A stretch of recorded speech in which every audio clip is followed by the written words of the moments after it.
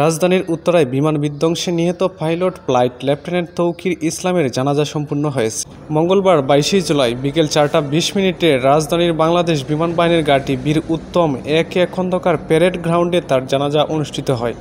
এ সময় স্বরাষ্ট্র উপদেষ্টা লেফটেন্যান্ট জেনারেল অব মোহাম্মদ জাহাঙ্গীর আলম চৌধুরী, সেনাপ্রধান জেনারেল ওয়াকারুজ্জামান, বিমান বাহিনীর প্রধান air chief marshal Hasan Mahmud Khan, সহকারী নৌবাহিনী প্রধান পরিচালক ও নিহতের পরিবার সদস্যরা উপস্থিত ছিলেন।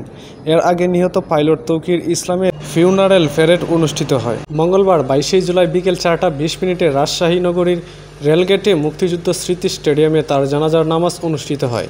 এর আগে তাকে সেখানে গার্ড অব অনার দেওয়া হয়। এরপর বিকেল 5টার দিকে নগরীর সপুরা গুরুস্থানে তাকে সমাহিত করা হয়। জানাজা ও দাফনে তৌকিরের পরিবারের সদস্য স্বজন, এলাকার শত শত সাধারণ জনগণ অংশ নেন।